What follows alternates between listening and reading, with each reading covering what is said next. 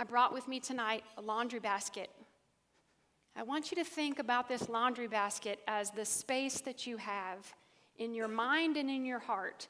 This is the space that you have to think about yourself, to view yourself. This is who you are. This is your perspective. Now you can look at the list that's up here on the screen and you can say, all right, I could fill this with love and joy and patience and peace and goodness and kindness and self-control, all those things. Do you think that you could? How many of you think you have the option or the ability? Do you have the opportunity to do that? I think most of us do. But I don't think that we do. Because I think a lot of times we fill it with other things. So we don't have the joy because we focus a lot on negativity. We focus on the glass being half empty, instead of really thinking about the positive things that are going on.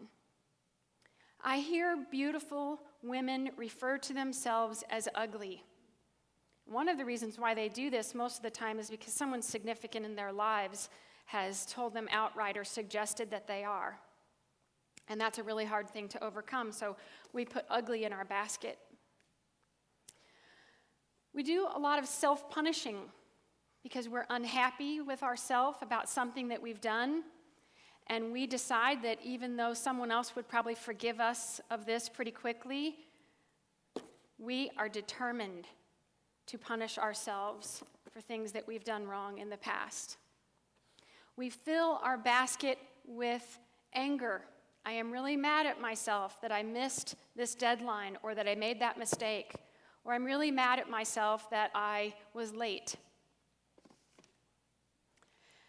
I hear really intelligent women, and this is not just a women's issue. I see this with most of the men. I think there's a stereotype that men don't have these problems, but I actually think they're a lot more fragile than we are. I hear them talk about themselves, and they will tell you, they'll confess, and then if you try to tell them that they're not stupid, they'll argue with you about how stupid they are. And then, of course, there's the self-slamming, which is what we do to ourselves as beautiful flowers. So we find a place for that in our basket as well.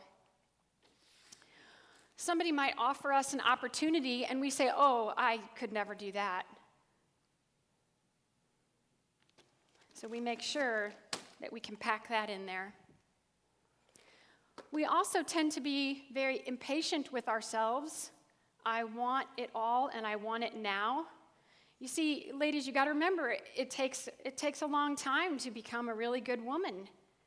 It's a work in progress, but we're very impatient with ourselves if we think that we're not perfect fast enough.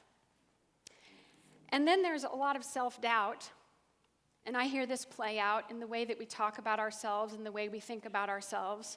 I don't think that there's any way I could do that. I don't think that that will ever work out. Lots and lots of doubt. You can see how quickly my basket is filling up. And then this is one of my favorite things, ruminate, also referred to as overthinking. How many of you are like me and you're overthinkers?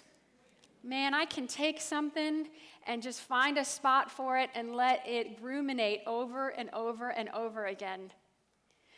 My dear friend Nancy is here tonight, and you know, she's one of the best friends you could have because sometimes I will call her and I will say, well, what about this?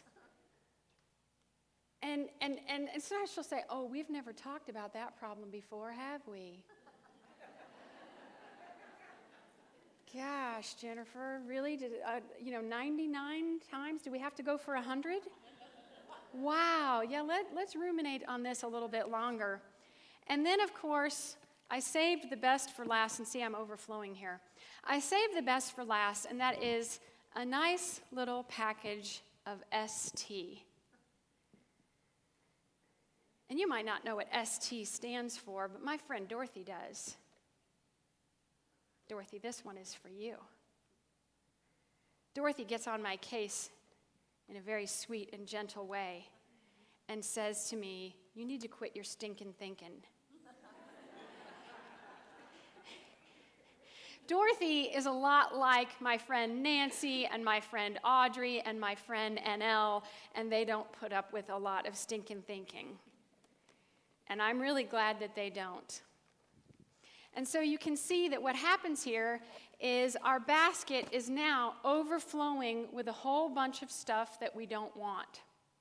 And where is there room for the fruits of the Spirit? I think it's pretty clear to see that there isn't any. So I hope that one of the things you'll think about tonight as a result of being here is that you have the option. I don't think it will be easy. If it was easy, you would have already done it. But I think you have the option of taking your basket tonight and just starting over. And work to fill your basket with the fruits of the Spirit.